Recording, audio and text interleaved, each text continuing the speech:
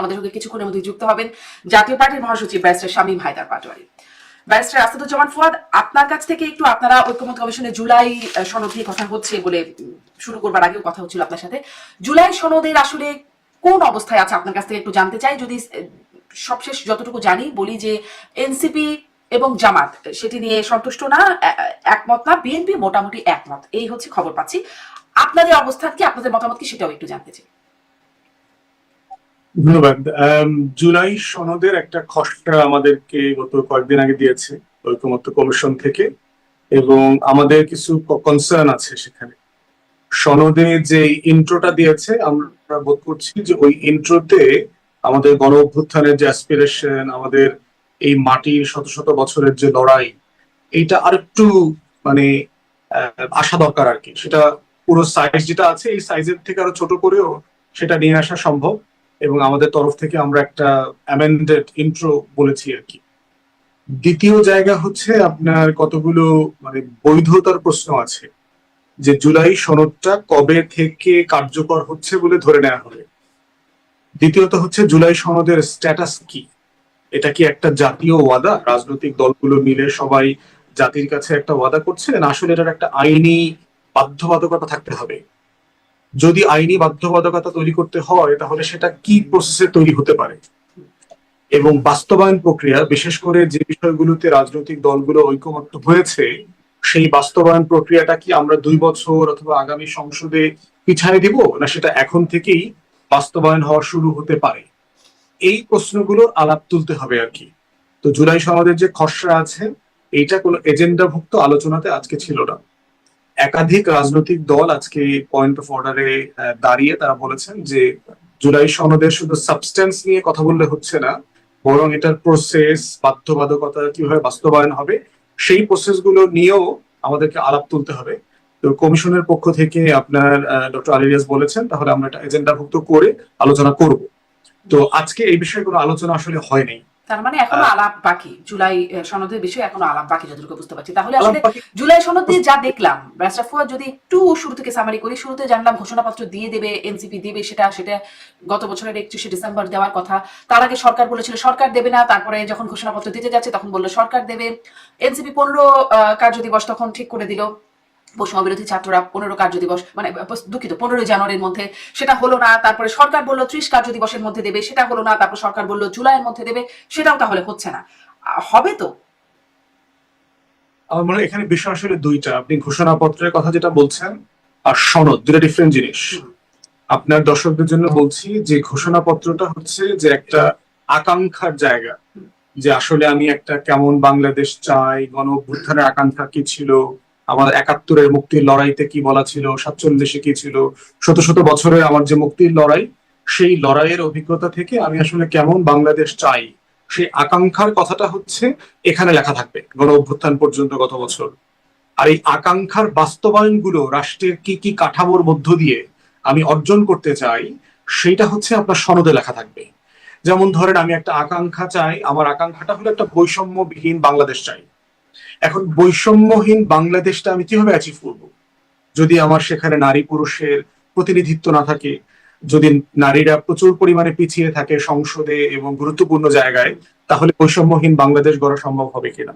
আমার পিছিয়ে পড়া জনগোষ্ঠী আছে, তাকে যদি আমি সংসদে আনতে না পারি, তার বক্তব্যের যদি ভয়েস না থাকে, তাহলে সেই বৈষম্যহীন বাংলাদেশটা কিভাবে হবে, এবং এই হবার প্রসেসটা কি হবে? তো এই জন্য হচ্ছে আকাঙ্ক্ষা এবং আকাঙ্ক্ষা বাস্তবায়নের রূপরেখা দুইটা আলাদা আলাদা ডকুমেন্ট হচ্ছে। দুটো আলাদা আলাদা ডকুমেন্ট। ব্যারিস্টার ফুয়াদ, আমি একটু আপনার কাছে শুনবো। ব্যারিস্টার শামীম পাটোয়ারি যুক্ত হয়েছেন। ব্যারিস্টার পাটোয়ারি, আপনাকে স্বাগত। তবে আমি আপনার কাছেও জুলাই সনদ নিয়ে কথা বলছি, আপনার কাছে সেটা নিয়ে জানবো। ব্যারিস্টার ফুয়াদের কাছে বিষয়টা আরেকটু স্পষ্ট হয়নি। জুলাই ঘোষণাপত্র আর জুলাই সনদ দুটি আলাদা, সেটি আপনি একটু স্পষ্ট করছিলেন, সেটি শুনছিলাম আমরা। কিন্তু কবে থেকে আসলে আলাদা হলো এটাও একটু বুঝতে চাই। কারণ প্রথমে তো শুধু শুনছিলাম একটাই, সেটা মানে এনসিপির ওরা বললো যে তারা ঘোষণা করে ফেলবে, তখন তো একটা নিয়ে কথা ছিল ঘোষণাপত্র, কখন থেকে আসলে এটা আলাদা হয়ে গেল? না, এটা একটা ডকুমেন্ট। আচ্ছা, আরেকটা প্রশ্ন একটু করে দিই ব্যারিস্টার ফুয়াদ, যে তাহলে কি ঘোষণাপত্র সরকার দেবে না? সবই সরকার দেবে, সবই রাজনৈতিক দলের সাথে পরামর্শ করে একটা সিদ্ধান্ত নিয়েই দেবে। কারণ দিন শেষে তো এটা গণ অভ্যুত্থানের সরকার, এবং গণ অভ্যুত্থানের সরকারকেই তো ডকুমেন্টটাকে প্রক্লেম করতে হবে। যে আপনি স্বাধীনতার ঘোষণাপত্র দেখেন, আপনি জিয়া অথবা শহীদ প্রেসিডেন্ট জিয়াউর রহমান অথবা এরশাদের আপনার মার্শাল ল প্রোক্লামেশন দেখেন, সবকিছু প্রোক্লামেশন তো একটা ফর্মাল প্রসেসের মধ্য দিয়ে তখনকার ক্ষমতাশীল যে যারা থাকেন তারা এটা করেন। অতএব এটা অন্তর্বর্তীকালীন সরকারই করবে, এ ব্যাপারে কোনো সন্দেহ নেই। দুটো কাজই তারা করবে। করার প্রসেসের ভিতরে রাজনৈতিক দল অংশীজনরা সবাই এটার সাথে অলরেডি অন্তর্ভুক্ত আছে। তারা এই কনসালটেশন প্রসেসের মধ্যে দিয়ে তারা তাদের পরামর্শ দিচ্ছেন। ঘোষণাপত্র আলাদা হয়ে গেল বলেন তো একটু, মানে ঘোষণাপত্র আর জুলাই সনদ, কারণ শুরুতে তো একটাই ছিল, একদম স্পষ্ট মনে করতে পারি। শুরু থেকেই একটাই ছিল, যেটা হয়েছে যে আপনার এটাকে আরো স্পেসিফিক করবার জায়গাতে এসে জনগণকে বোঝানোর জায়গাটা হয়তো পরিষ্কার করে করা হয়নি, কিন্তু বোঝানোটা প্রথম দিকে ঘোষণাপত্রের আলোচনাটা বেশি হয়েছে, কারণ তখন তো কমিশন হয়নি। কমিশনগুলো হবার পরে যখন প্রচুর রাষ্ট্র সংস্কারের প্রস্তাব এসছে, এই প্রস্তাবগুলো কিভাবে বাস্তবায়ন হবে, এই একমতের প্রস্তাবগুলোর ব্যাপারে স্ট্যাটাস কি হবে, রাজনৈতিক দল কতটুকু একমত হবে, একমত হবে না, সেগুলো কি ঘোষণাপত্রে থাকবে না আলাদা আমরা চার্টার করে দেব, সেই প্রসঙ্গে তখন রাজনৈতিক দল মত দিয়েছে আমরা আকাঙ্ক্ষাটাকে আলাদা করে ফেলি, আর সনদের ভিতরে সংস্কার প্রস্তাবনার মধ্য দিয়ে রাজনৈতিক দলগুলো যেগুলো একমত হচ্ছে সেগুলো আমরা আলাদা করে রাখি। এই প্রস্তাবটা তখন মোটা দাগে একমত হয়েছে, এবং এটাই কমিশনে বিভিন্ন সময় কথা বলতে বলতেই এই প্রসেসটা ডেভেলপ করেছে। আচ্ছা, তার মানে ঘোষণাপত্র, জুলাই ঘোষণাপত্র সরকার দেবে, জুলাই সনদ সরকার দেবে, কোনটি কবে দেবে তো অনেক বড় কাজ। ব্যারিস্টার শামীম পাটোয়ারী, আপনি শুনতে পাচ্ছেন আমাকে? আপনাকে কিন্তু আমি শুনতে পাচ্ছি। এই যে আপনাকে শুনতে পাচ্ছি। জি, ব্যারিস্টার পাটোয়ারী, আপনার কাছেও একটু কি মনে হয়, আমি আসলে জুলাই ঘোষণাপত্রের যে একটা প্রেক্ষাপট, সেই 31শে ডিসেম্বর গত বছর এবং তার আগে থেকে যে আলোচনা, তারপরে যে প্রেক্ষাপট, সেটিও একটু বলছিলাম কথা প্রসঙ্গে, এবং এখন এসে যেটি দাঁড়াচ্ছে, সরকার ঘোষণাপত্রও দেবে, সরকার সনদও দেবে, কবে দেবে? মানে ডিসেম্বরে হলো না, জানুয়ারিতে হলো না, 15 জানুয়ারির মধ্যে হলো না, 30 কার্য দিবসের মধ্যে হলো না, জুলাইয়ের মধ্যেও হচ্ছে না, কি মনে হয় আদৌ হবে? না, এই ব্যাপারটা মানে একটা সনদ বা একটা ডিক্লারেশন থাকতে পারে, কারণ এত বড় একটি ঘটনা ঘটেছে এবং এত ছাত্র মারা গেছে, এত জনতা মারা গেছে, তারা আকাঙ্ক্ষা থাকতে পারে যে তাদের এই হিস্ট্রিক্যাল মুভমেন্টটা একটা হিস্ট্রিক্যাল সনদে থাকবে। সেটা লিগ্যাল স্ট্যান্ডিংটা কি হবে, মানে এটা কি এমন হবে জুলাই সনদ হওয়ার পরে সংবিধান সাসপেন্ড হয়ে গেল, সেখানে সংবিধান বাদ দিয়ে সবাই এখন থেকে জুলাই সনদের উপর হাত দিয়ে বা জুলাই ডিক্লারেশন উপর হাত দিয়ে শপথ নেবে? সংবিধান তো আছে, যে দেশে একটা পরিপূর্ণ ফাংশনিং সংবিধান আছে, সেখানে আরেকটা এই ধরনের ডকুমেন্ট আসতে পারে তাত্ত্বিকভাবে এবং স্পিরিচুয়ালি। লিগালি কতটুকু আসতে পারে, ইস্যু লিগালি আসতে পারে কিনা আদৌ? ইতিহাস তো যা আছে তাই আছে, ইতিহাস তো আর 24-এর আগের ইতিহাস তো আর 24-এর পরে লেখার দরকার নেই। যারা সংবিধান লিখেছিল তাদের কাছে আগের 100 বছরের ইতিহাস মনে ছিল। সংবিধানের অ্যামেন্ডমেন্ট গুলোর মধ্যে কিছু খারাপ অ্যামেন্ডমেন্ট আছে, কিছু ভালো অ্যামেন্ডমেন্ট আছে। আমরা যে বৈষম্য বিরোধী কথা বলবো, আমরা যে ইগ্যালিটেরিয়ান সোসাইটির কথা বলবো, আমরা যে এন্ট্রেঞ্চ ফান্ডামেন্টাল রাইটস এর কথা বলবো, আমরা যে এনফোর্সমেন্ট অফ ফান্ডামেন্টাল রাইটস এর কথা যেটা সংবিধানে আছে, আমরা জুডিশিয়াল ইন্ডিপেন্ডেন্স এর কথা, কোনটা সংবিধানে নাই? সবকিছু সংবিধানে আছে। শুধু একটা জিনিস নিয়ে ডিবেট হতে পারতো, সেটা হচ্ছে ধর্মভিত্তিক রাজনীতি 72-এ বন্ধ করে দেওয়া হয়েছিল, যেটা আসলে সেই সময় কোনো যৌক্তিক কারণ ছিল না। তার কারণ 71-এ যারা যুদ্ধ করেছিল তারা ধর্মভিত্তিক রাজনীতি বন্ধ করার জন্য যুদ্ধ করেনি, কিন্তু মুক্তিযুদ্ধের সংগঠকদের মধ্যে বামপন্থীরা খুব সক্রিয় ছিল, তারা মূলত ইনফ্লুয়েন্স করেছিল এরকম একটি ধর্মভিত্তিক, যেটা জিয়াউর রহমান পরে ওপেন করলেন, এবং ওপেন করার পরে সেটা এখন পর্যন্ত কার্যকর আছে, এখন পর্যন্ত সেটা বাতিল হয়নি, তার মানে সেটা অ্যাকসেপ্টেড এন্ড সেটা ওয়াইডলি সার্কুলেটেড। এখন আমরা সংবিধানের যে ফিলোসফিটা আমাদের সংবিধানে আছে, আপনি যদি প্রিয়াম্বল পড়েন, আপনি যদি আর্টিকেল গুলো পড়েন, সেখানে ওনারশিপ কেমন হবে, ওমেনদের সকল স্তরে ওমেনকে নির্ধারণ করা হবে, জুডিশিয়ারি ইন্ডিপেন্ডেন্ট হবে, জুডিশিয়ারি ফাংশনাল হবে, সেইখানে কাঠামোগত কিছু আর্টিকেলে পরিবর্তন ছাড়া টোটাল সংবিধানকে রিপ্লেস করার কোনো প্রয়োজন নাই। আর একটা সরকার, বর্তমান সরকার, সে একটা সংবিধানের শপথ নিয়ে ক্ষমতায় আছে। এখন সেই সরকার যদি একটা ঘোষণা দেয়, সেটাই সরকারের ঘোষণা হবে, সেই সরকারের কিছু সংযুক্ত দলের ঘোষণা হবে, এটা কি জনগণের ঘোষণা হবে? আমার তো মনে হয় না। আর যদি এটা পার্লামেন্টে যায়, পার্লামেন্ট থেকে পাশ হয়, পার্লামেন্টে এই বিষয়ে ধন্যবাদ জানানো হয়, এই সহজ উপায় হচ্ছে নতুন পার্লামেন্টে একটা চমৎকার প্রস্তাবনা আসবে, সিদ্ধান্ত প্রস্তাব 147 ধারা একটা আসে, সেখানে এই জুলাইয়ের বিষয়টা আসবে এবং জুলাইয়ের বিষয়টা ব্যাপক আলোচনা হবে, সংসদের প্রত্যেকটি এমপি কথা বলবে, এইটা রেকর্ডেড হানসার্ড হবে, একটা রেকর্ডেড ডকুমেন্ট হবে সবার জন্য। জি, ধন্যবাদ। এটা একটা আইনগত প্রক্রিয়া কেমনে আনা যায় সেটা হয়তো আপনি বলছিলেন, আপনি একটা মতামত দিচ্ছিলেন, যদিও আপনাদের মতামতকে একরকম অবাঞ্ছিতই করে রেখেছে বর্তমান কমিশন বা বর্তমান দলগুলো। তবু আপনি একটা প্রক্রিয়ার কথা বললেন, আমি ব্যারিস্টার ফুয়াদ আপনার কাছে খুবই ছোট করে, এই আপনিও বলছিলেন যে আইনগত বাধ্যবাধকতা তৈরির একটা প্রক্রিয়ায় যেতে হবে, এটি আসলে আপনাদের বিবেচনায় কিভাবে কিভাবে যাবে আইনগত প্রক্রিয়ায়? ব্যারিস্টার পাটোয়ারি যেভাবে বলছিলেন সেভাবে, নাকি অন্য কিছু বিবেচনায়?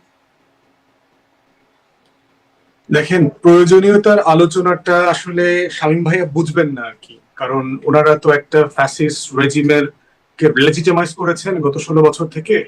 ডিসপাইট হ্যাভিং, মানে শামীম ভাই আমার ভেরি গুড ফ্রেন্ড, আমাদের পার্সোনাল রিলেশনশিপ অ্যাপার্ট বলছি আর কি রেসপেক্টফুলি, যে একটা ফ্যাসিস্ট রেজিমকে লেজিটিমাইজ করে দিল্লির আধিপত্য কায়েম করবার জন্য যেই দলগুলো গত 16 বছর 17টা বছর বাংলাদেশকে বিক্রি করে দিয়েছে, তারা আসলে গণ অভ্যুত্থানটা বুঝবে না। যেভাবে আপনি যদি ওবায়দুল কাদেরকে জিজ্ঞেস করেন, তিনি এই জিনিসটা বুঝবেন না যে 24 কি কি কি হয়েছে, তা আগে কি ছিল, তো সবই তো ঠিক আছে। তো বাস্তবতাটা হইলো যে এইটা ওনাদের বোধের উপরে আর কি। এই বোধের উপরে হওয়ার কারণেই তো একটা গণ অভ্যুত্থান হয়েছে, কারণ ওরা বুঝতে চান নাই যে বাংলাদেশের সংবিধানে তো নির্বাচনের কথা বলা ছিল। তো ওই নির্বাচন তো আমরা দেখলাম 14-তে, 8-এ, 18-তে, 24-এ, যেই সকল নির্বাচন দিয়ে ওনারা দিনে রাতে নির্বাচিত হয়েছেন। বাংলাদেশের সংবিধানে তো বলা ছিল যে জনগণ সার্বভৌম ক্ষমতার মালিক। এটা বলবার পরেও কেন গণ অভ্যুত্থান করতে হয়েছে? বাংলাদেশের সংবিধানে তো বলা ছিল যে মৌলিক মানবাধিকারগুলো সংরক্ষিত করা হবে, সংরক্ষণ করা হবে। তারপরে তো এই দেশে আমরা গুম খুন 800 আয়নাঘর দেখি। বাংলাদেশের সংবিধানে বলা ছিল যে বিচার বিভাগকে রাজনীতিকরণ করা হবে না। তারপরে আমরা দেখলাম যে কিভাবে উঠায়া বসায়া যাকে তাকে ফাঁসি দেওয়া পর্যন্ত এই দেশের আদালত করেছে। এবং এটা কখন করেছেন? যখন শামীম ভাইরা, ওনাদের দল এবং এই টোটাল গ্যাং যখন ক্ষমতায় ছিলেন। অতএব ওনারা যে আসলে 24 বোঝেন নাই, বুঝবেন না, এটা বিয়ন্ড দেয়ার ক্যাপাসিটি। এই জন্য এটা বোঝানোর চেষ্টা করাটা আমার কাছে বিষয় না, কারণ এটা ওনাদের ম্যান্ডেট না। ওনারা একটা পরাজিত শক্তি গণ অভ্যুত্থানের। এখানে ম্যান্ডেট হচ্ছে গণ অভ্যুত্থানের বিজয়ী শক্তি, তারাই কমিশনে বসছে। বসার কারণেই হচ্ছে আলোচনাটা হচ্ছে যে আসলে আমরা কি চাই, সেখানে আকাঙ্ক্ষা কি। এই এই সরকারটা বলা হচ্ছে যে নাকি সংবিধানের সরকার, 106 এর সরকার, সত্য না। এইটা একটা পিওর ফর্মালিটিস। আমরা আপনার কাউন্ট করে দেখেছি, এই সরকার গঠন প্রক্রিয়ার মধ্য দিয়ে আর্টিকেলে ধরেন 50-এর মতো সংবিধানের অনুচ্ছেদ অলরেডি ডিজলভ হয়ে গেছে, নাই হয়ে গেছে। এগুলো এখন মানা হচ্ছে না। এই যে আমরা ঐকমত্য কমিশনে সবাই বসি, আমরা তো হাসিনার সংবিধানের আর্টিকেল 7 ভায়োলেট করছি। সব রাষ্ট্রদ্রোহীরা এখানে এসে বসে একসাথে, ফাঁসির দণ্ডপ্রাপ্ত আসামিরা একসাথে বসে একটা সরকারকে উৎখাত করছে। 106 ইটসেলফ একটা অবৈধ জিনিস আওয়ামী লীগের কাছে, কারণ একটা বৈধ সরকারকে তাদের দাবি মোতাবেক এখান থেকে ক্ষমতাচ্যুত করা হয়েছে। বাংলাদেশের হিস্ট্রিতে তার প্রত্যেকটা বডি চেয়ার পালায় চলে গেছে। নির্বাহী বিভাগের প্রধান, সংসদের প্রধান, বিচার বিভাগের প্রধান, মসজিদের প্রধান, মন্দিরের প্রধান পুরোহিত, সবাই পালায় চলে গেছে। Yet my learn friend simply unable to understand the massiveness, the greatness of the issue happened last year. তো সেই জায়গাতে হচ্ছে সনদের বাস্তবতাটা হচ্ছে যে একটা বড় পরিবর্তন হয়ে গেছে, এবং এই পরিবর্তনটাকে শুধু পরাজিত শক্তি না, অনেক গণ অভ্যুত্থানের পক্ষের শক্তিও ভালোভাবে হজম করতে পারছেন না বলেই তারা এগুলোকে নিয়ে অনেক হাস্যরস করছেন, ছোটখাটো কথা বলছেন। কিন্তু মানুষের আকাঙ্ক্ষা হচ্ছে, অনেক মৌলিক পরিবর্তনের আকাঙ্ক্ষা এখানে তৈরি হচ্ছে। এখন সেগুলো সবগুলো আমরা মানুষের আকাঙ্ক্ষা বোঝার প্রচেষ্টাটা আপনাদের আসলে কোথায়? মানে কিভাবে মানুষের সব, মানে মানুষের আকাঙ্ক্ষা আপনারা বুঝতে পারছেন? গণমানুষের আকাঙ্ক্ষা বোঝার একটা প্রসেস তো আপনার কমিশন গুলো ফলো করলো। প্রত্যেকটা কমিশন ওপেন জরিপ করেছে, লক্ষ লক্ষ মানুষ সেখানে মতামত দিয়েছে, নাগরিকরা, যে প্রত্যেকটা কমিশনে কি কি সংস্কার আনা দরকার। হাজার হাজার মতামত চোখে পড়ছে, তারা এগুলোকে অ্যাসেস করছেন, কম্পাইল করে আবার মোটা বই করেছেন, ওয়েবসাইটে দিয়ে দিয়েছেন। এটাই তো একটা প্রসেস হচ্ছে জরিপ ফলো করা, জনগণের সাথে পাবলিক কনসালটেশনে যাওয়া, পলিটিক্যাল পার্টিগুলো কন্টিনিউ মানুষের সাথে মিট করছে। আপনারা গণমাধ্যম আমাদেরকে কন্টিনিউ জবাবদিহিতার আওতায় আনছেন, আপনারা প্রশ্ন করছেন, জনগণের হয়ে মন্তব্য জিজ্ঞেস করছেন আমাদেরকে, যে আপনাদের কনভারসেশনের নিচে মানুষ আপনাকে এইটা বলছে ওইটা বলছে। এই পুরো প্রসেসটা মিলেই তো আমরা গণমত যাচাই করছি। আপনি জিজ্ঞেস করেছেন বৈধতার প্রশ্নটা, লিগ্যাল স্ট্যাটাসটা কিভাবে হতে পারে? অনেকভাবে হতে পারে। প্রথম কথা হচ্ছে যে গণ অভ্যুত্থান ইটসেলফ একটা ম্যান্ডেট, আপনার আর কোনো লিগ্যাল স্ট্যাটাস দরকার নাই। পৃথিবীতে প্রত্যেকটা গণ অভ্যুত্থান, যুদ্ধ ইটসেলফ আপনাকে একটা বড় ধরনের শেপ করার ম্যান্ডেট আপনাকে দিয়ে দেয়, আপনি এটা করতে পারেন। এরপরে যেটা হতে পারে, স্বাক্ষরিত সনদটাকে আপনি গণভোটে দিতে পারেন। এটা গণভোটে জনগণ হ্যাঁ না বলে মেনে নেয় কিনা, 2/3 ভোটে, অথবা আপনি একটা ভোটের পার্সেন্টেজ ঠিক করলেন। থার্ড হচ্ছে আপনি একটা অর্ডিন্যান্স জারি করলেন, অর্ডিন্যান্স জারি করে আপনি বলে দিলেন যে এটা পরবর্তী পার্লামেন্ট তার ফার্স্ট সেশনে, ফার্স্ট ডেতে রাটিফাই করে নেবে। আপনি প্রোক্লামেশনে যেতে পারেন। পৃথিবীর বহু ইতিহাস আছে যেখানে জনগণের প্রতিনিধিরা অথবা ইভেন মানে মিলিটারিতে এই প্র্যাকটিস আছে, যখন মার্শাল ল ছিল প্রেসিডেন্ট জিয়াউর রহমানের সময়, এরশাদের সময়, তারাও প্রোক্লামেশনে গেছে। আমাদের স্বাধীনতার ঘোষণাপত্র দেখেন, মুজিবনগর সরকার ওই পারে বসে প্রোক্লামেশন করেছে 71-এর 10ই এপ্রিল 17 এপ্রিল মিলায়, যে তারা একটা নতুন মুক্তির লড়াই চালু করছে। তো অনেকগুলো ফর্মে আপনি এটাকে লিগালাইজ করতে পারবেন আর কি। এবং এটার মূল জায়গাটা হচ্ছে আসলে উইল অফ দ্য পিপল। আপনি অনেকগুলো ফর্ম আছে, কোনটা যে হবে এবার আর সেগুলো বাছাই করে কবে যে হবে, কবে হবে তার কি কোনো মানে আভাস ধারণা এগুলো আপনারা পান? মানে সময়গুলো তো চলে গেল, আপনাদের কাছে নতুন কোনো ধারণা আছে কিনা? ঘোষণাপত্রটা সবাই মিলে চেষ্টা করছে 5 তারিখের মধ্যে দেওয়ার জন্য। আচ্ছা, ঘোষণাপত্রটা, সনদের ব্যাপারে আমরা মোটা দাগে যে বিষয়গুলোতে অলরেডি একমত হয়ে গেছি, সেটার কিন্তু একটা তালিকা অলরেডি পত্রিকাতেও চলে এসেছে, আপনি দেখেছেন যে মোটামুটি এই বিষয়গুলোতে রাজনৈতিক দলগুলো একমত। শুধুমাত্র এখন এটার কিছু টেকনিক্যাল জায়গা বাকি আছে সনদে, যেটার ইমপ্লিমেন্টেশন কিভাবে হবে, এটা লিগ্যাল স্ট্যাটাস কিভাবে হবে, বাস্তবায়নটা কবে থেকে হবে, এখন থেকে হবে, 2 বছর পরে হবে, নেক্সট পার্লামেন্টে হবে। এই প্রসেসটা অলরেডি আজকে সিদ্ধান্ত হয়েছে, কমিশন এজেন্ডাভুক্ত করে আলোচনা করবে। এবং এটার মধ্য দিয়ে কমিশনের আপনার মেয়াদ আছে 15 তারিখ পর্যন্ত। আমি ধারণা করছি এই মেয়াদের ভিতরে সনদটাও হয়ে যাবে। স্পষ্ট ধারণা আপনার। অনেক ধন্যবাদ ব্যারিস্টার ফুয়াদ। আমি ব্যারিস্টার পাটোয়ারি, আপনাদের বিরুদ্ধে অভিযোগ আপনারা পরাজিত শক্তি, এই গণঅভ্যুত্থানের ম্যান্ডেটটাই আপনারা আসলে বুঝতে পারছেন না। ব্যারিস্টার ফুয়াদ আপনাদের এই অভিযোগটি করছিলেন, আপনারা আসলে ম্যান্ডেটটি বোঝার চেষ্টা করছেন কিনা সেটি একটু জানবো। আপনারা কি বুঝতে পারছেন এই ঘোষণাপত্র আর জুলাই সনদের মধ্যে আসলে পার্থক্য কি? আজকে ব্যারিস্টার ফুয়াদের কথায় আমি মোটামুটি স্পষ্ট হলাম। এর আগে ওই প্রশ্নটা আমি অনেকবার করেছি যে আসলে পার্থক্যটা কি, আমি খুব ভালো মতো বুঝতে পারতাম না যে স্পষ্ট ঘোষণাপত্র আর জুলাই সনদের মধ্যে পার্থক্য। এটা শুনে ওই 5 তারিখের মধ্যে আরো অনেক কিছু আছে, সেই বিষয়গুলো নিয়ে কথা বলতে যাবো ব্যারিস্টার পাটোয়ারি। জি, ধন্যবাদ। আমার বন্ধু ব্যারিস্টার ফুয়াদ অত্যন্ত সাহসী এবং স্পষ্টভাষী, এবং কনসিস্টেন্টলি তাকে সাহসী ভাবেই দেখেছি। আওয়ামী লীগের আমলে অত্যন্ত সাহসী কথা বলতেন। দেখুন, সংবিধানে যা আছে তার সাথে দেশের মানুষের ভাগ্য পরিবর্তনে এই সনদ বা ঘোষণা নতুন কিছু অ্যাড করবে না। তবে যারা এই আন্দোলনে অ্যাক্টিভলি অংশগ্রহণ করেছে তারা এটা চাচ্ছে, তারা এটা চাইলে তা হতেই পারে। কিন্তু এটা আপনি বাস্তবায়ন করবেন তো পুরো দেশের উপরে। এটা তো সুলতানি আমল না, অথবা মোগল আমল না, বা প্রি মোগল আমল না, যে ইরান থেকে, তুর্কি থেকে, আফগানিস্তান থেকে কেউ আসলো, সে দেশটা বিজয় করলো, করে পরাজিত শক্তিকে বাদ দিয়ে নিজের ইচ্ছা মতো দেশ চালালো। এখানে জয়ী শক্তি বিজয়ী শক্তি সবাই আছে, সবাই থাকবে, সবারই বাংলাদেশ। দেন আপনি গণভোটের কথা বললেন, তাহলে ওই গণভোটে কি জাতীয় পার্টি, আওয়ামী লীগ, জাসদ, মাইজবান্ডারির সমর্থকরা ভোট দেবে না? নাকি তাদেরকে বাদ দিয়ে ভোট করবে? তো ভোটার লিস্ট থেকে বাদ দিয়ে দিবেন? মানে আপনি জয়ী শক্তি হলে কি অন্য থেকে ভোটার লিস্ট থেকেও বাদ দিয়ে দিতে পারবেন?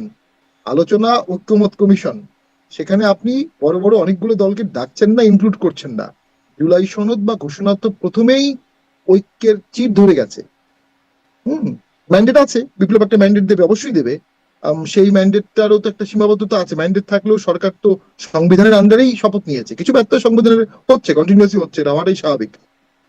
আর যে দেশে সংবিধান আছে সে দেশে আরেকটা ডকুমেন্ট করলে সেটার লিগাল স্ট্যান্ডিংটা কি হবে? জুলাই ঘোষণায় অনেকগুলো ঘোষণা থাকতেই পারে যে আমরা এভাবে দেশ চালাবো, ওভাবে দেশ চালাবো, এই করবো সেই করবো, তো সেগুলো তো সংবিধানের প্রিয়ম্বলেও অনেক কিছু আছে। বাস্তবায়নটা তো মানুষের উপর নির্ভর করবে, পলিটিক্যাল পার্টির উপর নির্ভর করবে, ঐক্যমতের উপর নির্ভর করবে। আর জুলাই সনদে যে ক্যাটাগরিক্যাল রিফর্ম গুলো থাকবে, সেই রিফর্ম গুলোও তো আলটিমেটলি নেক্সট পার্লামেন্টের উপরই নির্ভর করবে। তো সেখানে তো আমি মনে করি এই এক্সারসাইজটা যেটা হবে, আলটিমেটলি রাজনৈতিক দলগুলো যদি সকলে এটাকে ওন না করে, এটা একটা পেপার ছাড়া আর কিছু থাকবে না। আর এখানে জামাত ইসলামীও আছে। 71 সালে তো জামাতের বেশ বিতর্কিত ভূমিকা ছিল, তারপর তারা আছে, তাদের সেই ভূমিকা নিয়ে এখন কেউ কথা বলছে না। তাহলে জাতীয় পার্টির ভূমিকা নিয়ে কথা হবে কেন? তার তো জাতীয় পার্টির ভূমিকা নিয়েও কথা বলা উচিত না, যেটা তো যদি এক করা হয়, একই দেশ তো। আমি মনে করি মূলত এখানে একটা প্রতিযোগিতা হচ্ছে। না, আমি একটা অ্যানালজি ড্র করলাম যে যদি ওটা হয় তাহলে এটা হতে এত সমস্যা কোথায়। জামাতকে বাদ দেওয়ার কথাও বলছি না, কিন্তু বলছি যে যারা স্বাধীনতা কাছ থেকে নিব একটু একটু ছোট করে। ব্যারিস্টার ফুয়াদ, আপনি যদি একটু ছোট করে দেন যে জামাত যদি যেতে পারে তাহলে জাতীয় পার্টি কেন না, এই প্রশ্ন তো যদিও আজকের বিষয়টা না, তারপরে ছোট্ট যদি একটু শুনি। কারণ জামাত তো 24-এর গণ অভ্যুত্থানে কাঁধে কাঁধ মিলায়ে রক্ত দিয়েছে, অস্ত্রর মুখোমুখি ছিল, তারা একসাথে লড়াই করেছে। আর জাতীয় পার্টি তো হচ্ছে shoot on sight policy enforce করেছে।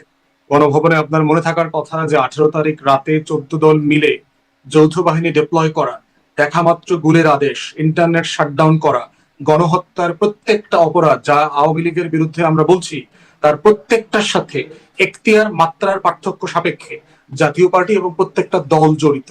জাতীয় পার্টি ছাড়া এই একদলীয় ফ্যাসিবাদ আওয়ামী লীগ কোনোদিন কায়েম করতে পারতো না। জাতীয় পার্টি ছাড়া গত 16 বছর বাংলাদেশে এই দিল্লির দাসত্ব কায়েম করার সুযোগ ছিল না।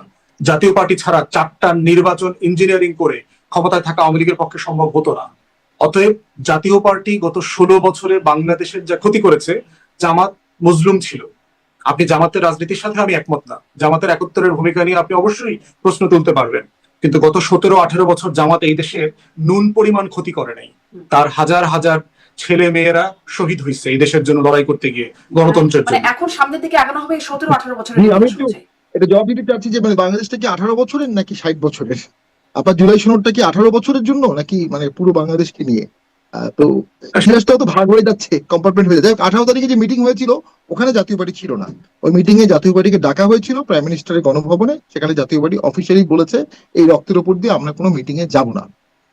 বাংলাদেশের সংস্কার করছেন, বাংলাদেশের বাংলাদেশের মানুষের, বাংলাদেশের ভূখণ্ডের, বাংলাদেশের রাজনীতির, সেখানে জয়ী পরাজয় ভাগ করে দেওয়া মানে তো এটা টেকসই হবে না। আমি আপনাকে গ্যারান্টি দিয়ে বলতে পারি এটা ফেল করবে, কোনো সন্দেহ নেই, in the long term or in the short term. Fail করলে কি হবে? ফেল করলে এই সাহেবরাই আফসোস করবে যে হয়তোবা আরেকটু ইনক্লুশন করলে, সবাইকে নিয়ে করলে হয়তোবা ফেল করতো। এটা আমার অ্যানালাইসিস, ফেল করবে। ফেল করার পিছনে অনেকগুলো কারণ আছে। দেখুন, বিপ্লব সরকারকে তো অনেক ম্যান্ডেট দিয়েছে, আবার সরকার নিয়ন্ত্রণ হারিয়ে ফেলেছে, এই ম্যান্ডেট তো দেয়নি। সরকার মব প্রমোট করেছে, মব থামাতে পারেনি, এই ম্যান্ডেট তো সরকার কেউ দেয়নি। প্রচুর জব কাট হচ্ছে, অর্থনীতির কোনো সুফল নাই, জুডিশিয়ারির কোনো ইন্ডিপেন্ডেন্স আগেও ছিল না, এখনো নাই। বিপ্লব কি এই সমস্ত অন্যায়ের ম্যান্ডেট দিয়েছে? এই সমস্ত অন্যায় করার কারণে এই গভর্নমেন্ট অন্য ভালো কাজগুলোর ম্যান্ডেটও হারিয়ে ফেলছে। অন্যায় ম্যান্ডেট তো আসলে কেউ দেয় না, কিন্তু অন্যায় তো হতেই থাকে। ব্যাচা পাটোয়ারি আগেও হয়েছে, এখনো হচ্ছে, মানে অন্যায় একটা মনে হয় চলমানি। আমি ব্যাচা পাটোয়ারি আসলে কিছু অন্যায় হয়তো বিশেষভাবে আলোচনার অবশ্যই দাবি রাখে, সেটা নিয়ে আমি কথা বলবো। কিন্তু এই যে সবাইকে নিয়ে কাজ করার, ব্যাচা ফুয়াদ আপনার কাছ থেকে একটু এখানে আসি যে সবার মধ্যে কেউ কেউ মানে কাউকে কাউকে কি একটু বেশি সাথে নেওয়া হচ্ছে কিনা। আমি যদি মানে ডক্টর ইউনূস এর সাথে বৈঠকগুলো দেখি, মাননীয় প্রধান উপদেষ্টার সাথে বৈঠকগুলো, সেখানে একটা পুরনো প্রশ্ন তারপর আপনার কাছে করি, যে সেখানে আমরা দেখলাম প্রথম দিনের বৈঠক, মাইলস্টোন ট্র্যাজেডির পরের দিনই থেকেই বৈঠক শুরু হলো। প্রথম দিন বৈঠক হলো বিএনপি, জামাত ইসলামী, এনসিপি এবং ইসলামী আন্দোলন। তারপরের দিন 14টি দল বা 13টি দল, তারপরের দিন এরকম 13 বা 12 দল বৈঠকে বসলো। এই যে ভাগ, এটির কোনো ব্রাহ্মণ শূদ্র ক্ষত্র এরকম ভাগ আছে কি দলগুলোর মধ্যে? মানে প্রথম দিন, পরের দুদিন না হয় ভাগ করে সমান সমান ভাগ করার একটা প্রচেষ্টা ছিল, প্রথম দিন আসলে 4টি দলকে এক করবার বা একসাথে ডাকবার এই প্রক্রিয়াটি কি? এর আগেও আমরা দেখেছি বিএনপি, জামাত, এনসিপি বড় দল হিসেবে বিনিয়োগ সম্মেলনেও তারা ডাক পেয়েছে, মানে এদেরকে বিশেষায়িত দল হিসেবে কি গুরুত্ব দেওয়া হচ্ছে? এটা তো ধরেন হচ্ছে আপনার সাইজ ম্যাটার্স, তাই না? আপনি আমেরিকাতে থাকেন, আপনি যদি উগান্ডায় থাকতেন, আপনাকে কি আমরা সমানভাবে দাম দিতাম কিনা? মানে এটা ইজ ভেরি সিম্পল জিনিস। আপনি ওয়াশিংটনে, আপনি নিউ ইয়র্কে, উগান্ডায় থাকা দলগুলো, আর ওই 3টি দল 4টি দল হচ্ছে আমেরিকায় থাকা। আপনি সিকিউরিটি কাউন্সিল অফ জাতিসংঘে দেখবেন, তারপরে হচ্ছে জেনারেল অ্যাসেম্বলি আছে। এখন এই প্রশ্নটা তোলবার সুযোগই আছে, এবং অন্তর্বর্তীকালীন সরকারকে কোনো না কোনো ফর্মে এই প্রশ্নগুলো আমরা বারবার রেজ করেছি। বাট ঐকমত্য কমিশনে দেখেন, আপনারা কিন্তু সবাই একই জায়গায় গোল হয়ে বসতেছে এবং একই ফর্মে কথা বলছে। শামীম ভাই যেটা জিজ্ঞেস করেছে, কাউকে বাদ দিয়ে কেন, প্রশ্ন হচ্ছে যে আপনি তো নেবার অংশীজন ছিলেন না, আপনি তো গত 16 বছরের ফ্যাসিবাদের বিরুদ্ধে লড়াই করেন নাই, আপনি তো ফ্যাসিবাদের অংশ ছিলেন। তখন আমরা যখন এখন বসছি যে ফ্যাসিবাদের বাইরে এসে নতুন বাংলাদেশটাকে আমি কিভাবে দেখব, তখন তো আমি আপনাকে অপর আকারে দেখি। এর মানে বলছি না যে আপনার ওই মাইজবান্ডারির ভোটার অথবা নাগরিক ভোটার যিনি আছেন, সে যে দলকেই ভোট দেখ না কেন, ভোটার তালিকা হালনাগাদের দাবিতে তো আমরা এটা তুলি নাই যারা আওয়ামী লীগকে ভোট দিচ্ছে তারা যেন ভোটার না হয়, এই দাবি তো আমরাও করি নাই। এটা তো নাগরিক সত্তা, এটা সিভিল পলিটিক্যাল রাইটস, এটা মৌলিক মানবাধিকারের প্রশ্ন। কিন্তু প্রশ্ন হচ্ছে পার্টি আকারে আমি আওয়ামী লীগকে অনবোর্ড করতে পারি কিনা। মানে এটা তো সিম্পলি হচ্ছে আপনি 45 সালে দাবি করছেন যে জার্মান পার্লামেন্টারি ইলেকশনে নাৎসিরা অংশগ্রহণ করতে পারবে কিনা, হিটলারের সাবেক এমপিরা অংশগ্রহণ করতে পারবে কিনা। আপনি জিজ্ঞেস করছেন যে নুরেমবার্গ ট্রায়ালের পরে এই যারা যারা অভিযুক্ত ছিল তাদের সহকর্মীরা নির্বাচন করতে পারবে কিনা। মুসোলিনির ফাঁসির পরে আপনি প্রশ্ন করছেন যে ইটালিতে ফাসিস্তারা নেক্সট পার্লামেন্ট ইলেকশনে অংশগ্রহণ করতে পারবে কিনা। মানে ইজ এ ভ্যালিড কোশ্চেন কিনা? এই কোশ্চেন গুলোই তো ভ্যালিড কোশ্চেন না। আপনি যে গণতান্ত্রিক উত্তরণের জন্য আমরা চেষ্টা করছি, যে লড়াইটা আমরা করেছি, আপনি তো সেই গণতন্ত্রটাকে হত্যা করবার জন্য কাজ করেছেন গত 17 বছর। তাহলে সেই হত্যাকারীর সাথে 71-এর গণহত্যার দায় যারা, তারা আবার এটার সাথে পারবে, কারণ তারা 16 বছর মজলুম ছিল। তাদেরকে ডিল করার সময় তো আপনি এক্সপায়ার করে ফেলছেন। কিছুদিন পরে আওয়ামী লীগের এটাও এক্সপায়ার হয়ে যাবে, সময় অপেক্ষা করতে হবে। 24 তো এই প্রশ্ন আনে নাই। 24-এর গণ অভ্যুত্থানে যে প্রশ্নগুলো রাজনীতিতে আসছে, এই কমিশন অথবা আমরা এখন সেই প্রশ্নগুলো ডিল করছি। জামাত কোশ্চেন তো 71-এর সাথে রিলেটেড। কেন আপনারা যারা ক্ষমতায় ছিলেন এত বছর এটা ডিল করলেন না কেন? এটাকে নিয়ে রাজনীতি করলেন কেন? আপনারা রাজাকারের তালিকা করতে পারেন নাই, আলবদরের তালিকা করতে পারেন নাই, একটা ভালো মানে মানে প্রশ্নহীন একটা ভালো মানের বিচার করতে পারেন নাই, জামাত শিবির নিয়ে খালি ব্যবসা করছেন, চেতনা বিক্রি। তো আপনারা করেন নাই কেন ভাই? আপনাদের হাতে তো সুযোগ ছিল। খুবই যৌক্তিক প্রশ্ন ব্যারিস্টার ফুয়াদ, কিন্তু অনেক কিছুই করেন নাই, করতে পারেন নাই বলেই গণ অভ্যুত্থান এবং আপনারা এখন আপনারা কি কিছু করবেন? না, এটা 24-এর ম্যান্ডেটে ছিল না জামাত ডিল করা। 24-এর গণ অভ্যুত্থানের কোথাও আপনি যদি একটা ওয়াল রাইটিং দেখাইতে পারেন যে জামাতের, আলবদরের, রাজাকারদের বিচার চাই, আমরা এটা কমিশনে রেজ করবো। দেখেন তো বাংলাদেশে আমি তো হাজার হাজার মানে এই জেলা উপজেলা মিটিং টিটিং করা থেকে দেয়াল দেয়াল লিখন দেখেছি, তো স্লোগান দেখেছি। দেখেন তো কেউ এটা দাবি করেছে কিনা যে 71-এর ম্যান্ডেট ব্যারিস্টার ফুয়াদ, মানে দেয়াল লিখন লিখতে পারে না এরকম অনেকেই তো আছে। কে চাইছে জামাতের বিচারটা এখন 24-25-এ? কে চাইতেছে? কে চাইছে বলেন না? এই যারা আমরা উপায়ও আছে কি চাইলে কি মানে ঠিকঠাক থাকা যাবে? বলতেছে চাইতেছে কি? প্রশ্ন হচ্ছে যে আপনার এইটা যে কোনো জিনিসের তামাদি হওয়ার একটা ব্যাপার থাকে না, একটা পলিটিক্যাল কোশ্চেন আপনি তো ডিল করার একটা ক্রিমিনাল অফেন্স তামাদি হয় না, কিন্তু আপনি ডিল করেন নাই, তো আপনি পলিটিক্যালি বিষয়টাকে তামাদি করে ফেলছেন। এটা ক্রিমিনাল অফেন্স না। জামাত কোশ্চেনটা ইজ এ পলিটিক্যাল কোশ্চেন। 71-এর পরে বাংলাদেশে সবাই জামাতকে নিয়ে খেলছে, কেউ এটাকে ডিল করে নাই। তো এখন 24-এর গণ অভ্যুত্থানের যে কাজ আপনার ছিল সেই কাজটা কেন আমার করার উপর দায়িত্ব চাপাচ্ছেন? এটা তো আমার দায়িত্ব না। 24-এর ম্যান্ডেট তো এটা না। 71-এর ম্যান্ডেট তো আপনি পালন করেন নাই। 24-এর ম্যান্ডেট এটা আর একটা বড় আলোচনার জায়গা। ওই আলোচনাটা একটু ফিরি ব্যারিস্টার ফুয়াদ, ওটা একটু শোনা হয় নাই। আমি ব্যারিস্টার শানবাটরি আপনার কাছে আসবো, আপনার নিশ্চয়ই প্রেক্ষিতে অনেক কিছুই বলার আছে। কিন্তু এই যে অন্তর্বর্তী সরকারকে ওই প্রশ্নটা অনেকবার করেছেন যে দলগুলোর যে ভাগ করা, উত্তরটা কি পেয়েছেন সেটা একটু জানবার দরকার। দেখেন উত্তর তারা বলেছে, দেখেন সবাই সবারই কথা শুনছি, সবাইকে ডাকতেছি, একসাথে আলাদা আলাদা করে ছোট ছোট করে মিটিং করলে সবার সাথে কথা বলা সহজ হয়। তো তারা ইম্পর্টেন্সের একটা ব্যাপার থাকে, আর বড় দলগুলো প্রিভিলেজ পাবে, এটা দুনিয়ার সারা জায়গা দুনিয়ার একটা নিয়ম। এনসিপি কোন বিবেচনায় বড় দল? বড় দল ধরুন যে মাপকাঠিটা আমরা এতদিন বুঝেছি যে যাদের আসলে ভোটার সংখ্যা বেশি, সমর্থক বেশি, যারা বেশিরভাগ ক্ষমতায় ছিল বা বিরোধী দলে গেছে, তারা বড় দল বলে একটা মানে মাপকাঠির মধ্যে পড়ে। এনসিপি কোন বিবেচনায় বড় দল হলো? হচ্ছে এনসিপির ফ্রন্ট লাইনের লিডারশিপ হচ্ছে 24-এর গণ অভ্যুত্থানে যারা নেতৃত্ব দিয়েছে, তাদের একটা সিরিয়াস ম্যান্ডেট আছে। আপনার 72 সালে যে সংবিধান প্রণয়ন কমিটি যে হইল, এরা কারা? এদেরকে কে চিনত তখন? কিসের ভিত্তিতে তোফায়েল আহমেদকে চেনা হয়েছে? কিসের ভিত্তিতে গণপরিষদ হইল? কারণ 70-এর একটা ম্যান্ডেট ছিল, যুদ্ধের একটা ম্যান্ডেট ছিল। এই জন্য হচ্ছে এগুলো প্রশ্ন করা সবই আওয়ামী লীগ নয়, ঠিক আছে, বাট অ্যাটলিস্ট পরিচয়ের জায়গাটা, কারণ আওয়ামী লীগের নেতাদেরকে তখন কেউ চিনত না। 69 পর্যন্ত ছাত্রলীগ, আওয়ামী লীগ এই অঞ্চলের রাজনীতিতে কোনো গুরুত্বপূর্ণ ফোর্স ছিল না। আপনার এই বাস্তবতাটা তৈরি হয়ে গেছে তো 70-এ। এখন বাস্তবতাটা যখন তৈরি হয়ে গেছে, জাতি তো এটাকে অস্বীকার করতে পারে নাই। তখন তো তোফায়েল আহমেদ গুরুত্বপূর্ণ হয়ে গেছে, শেখ মুজিব গুরুত্বপূর্ণ হয়ে গেছে, মাওলানা ভাসানীর মতো নেতা সাডেনলি নাই হয়ে গেছে।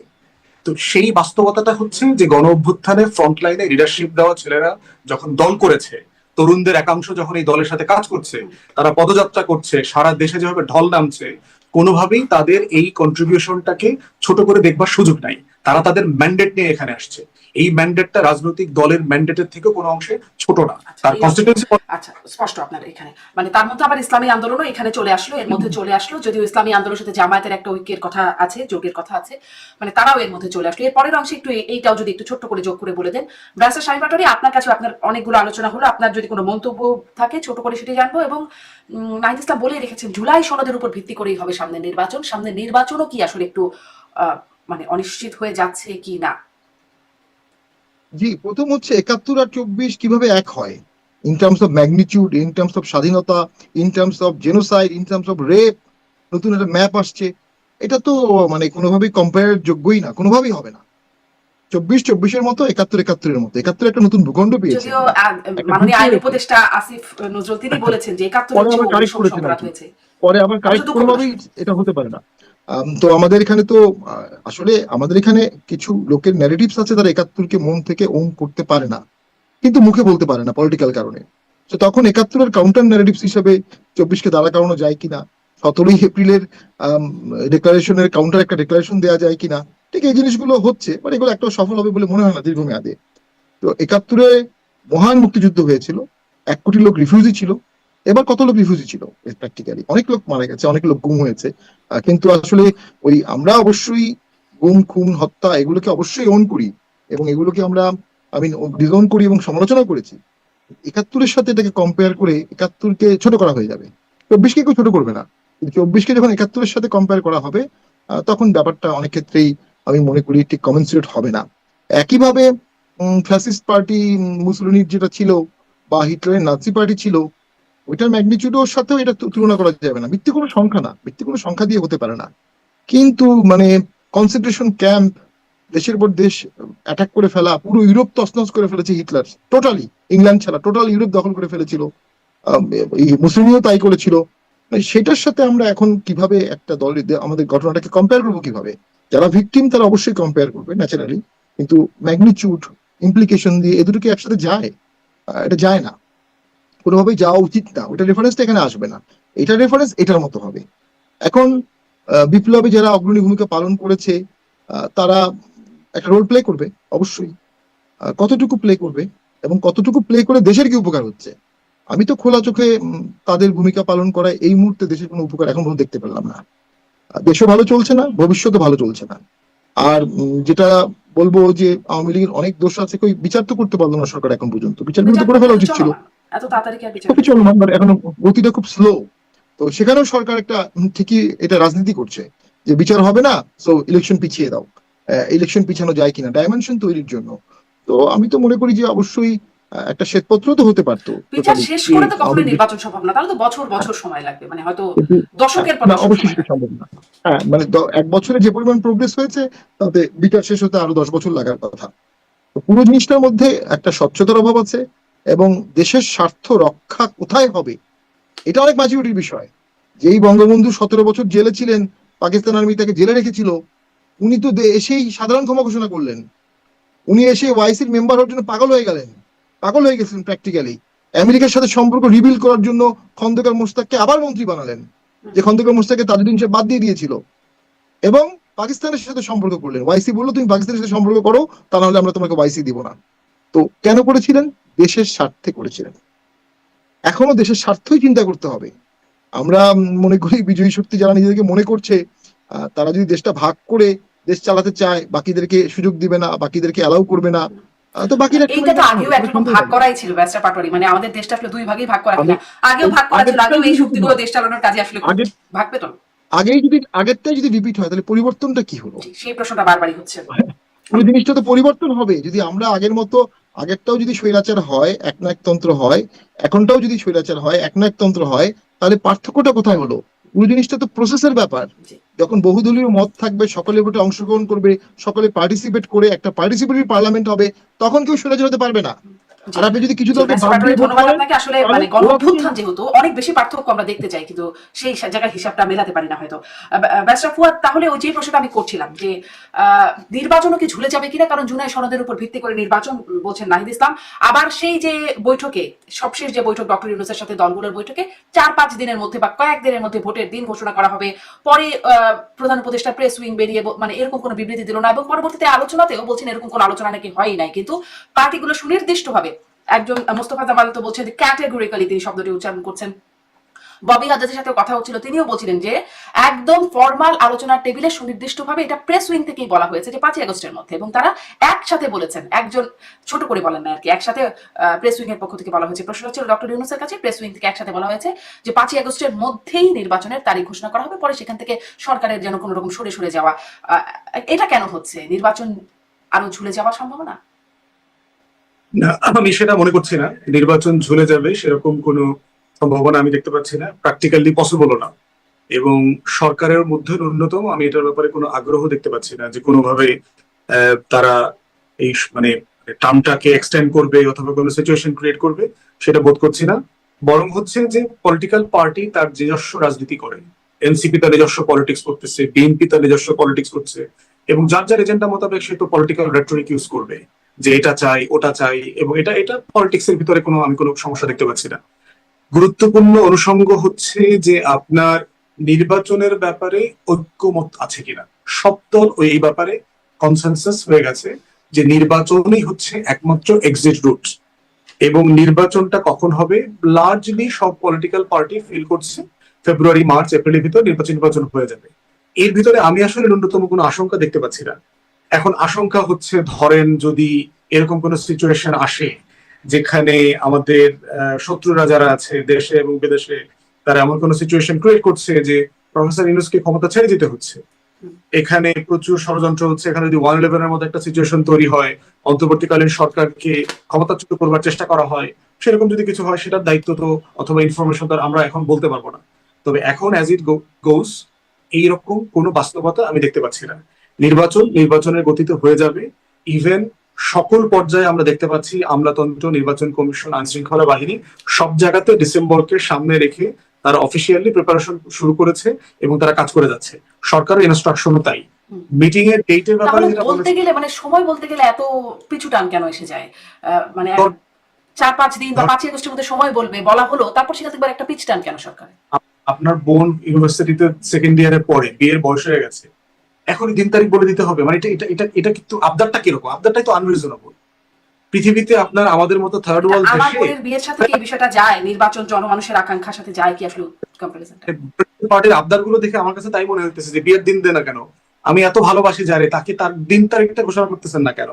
এবং আপনি নিশ্চিত থাকেন এই সপ্তাহে যদি দিন তারিখ ঘোষণা করে দেয় না, তারপর বলবে যে 8 মাস কেন আগায় নেন না কেন, ডিসেম্বরই আগায় দেন।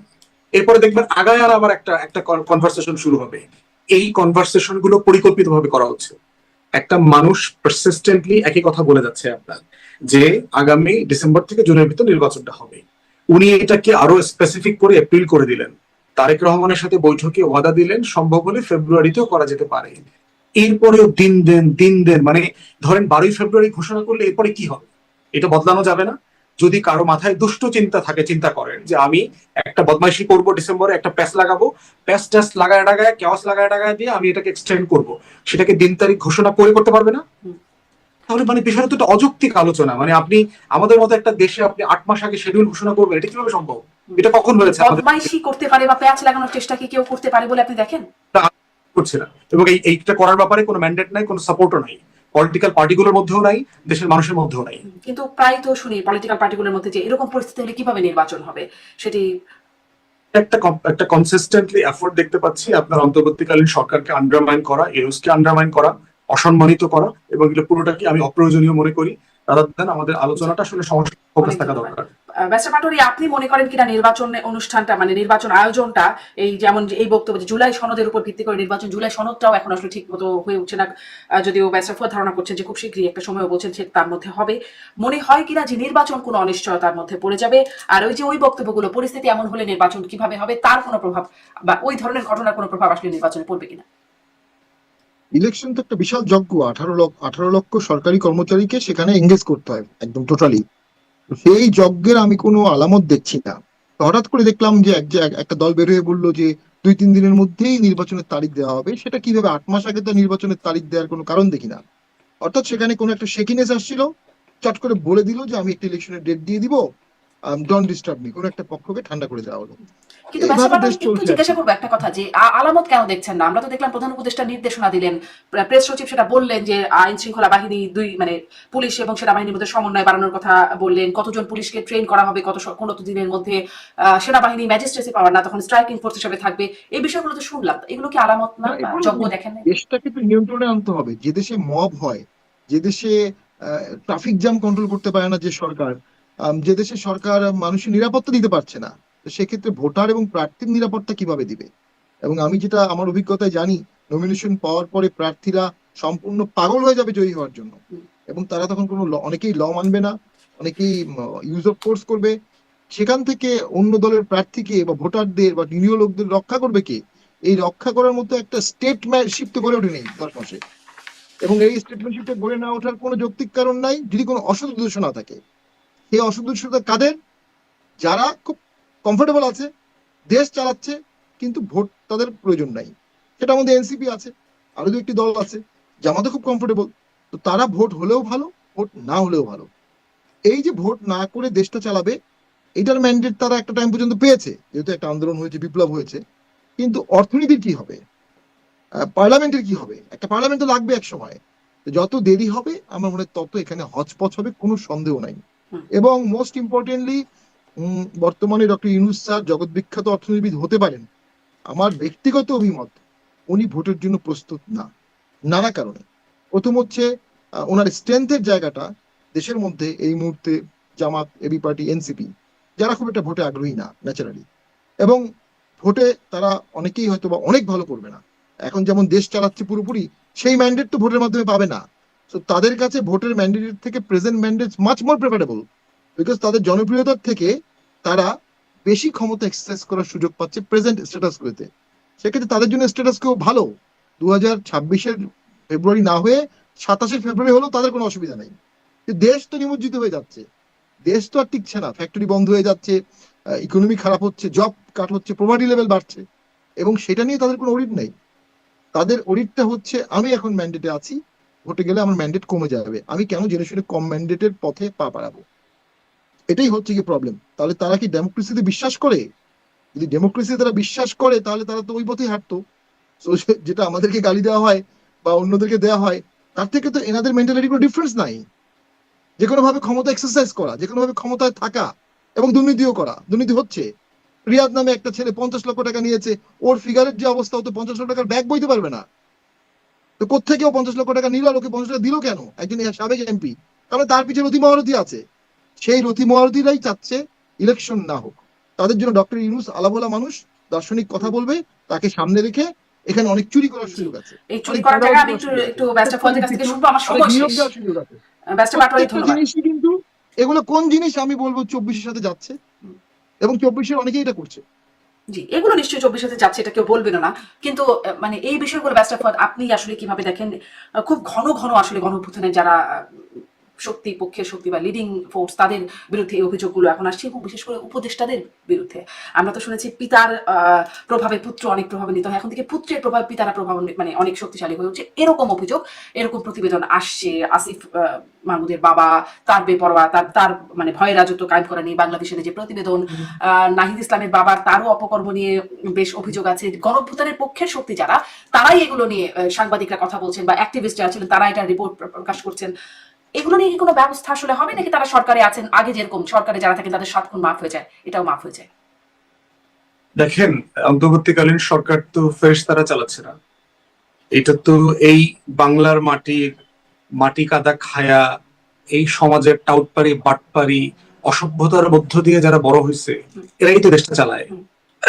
আমার লার্নার ফ্রেন্ড এত লম্বা সময়ের ভিতরে তার 16-17 বছরের আয়নায় কি নিজেদেরকে দেখতে পাচ্ছেন?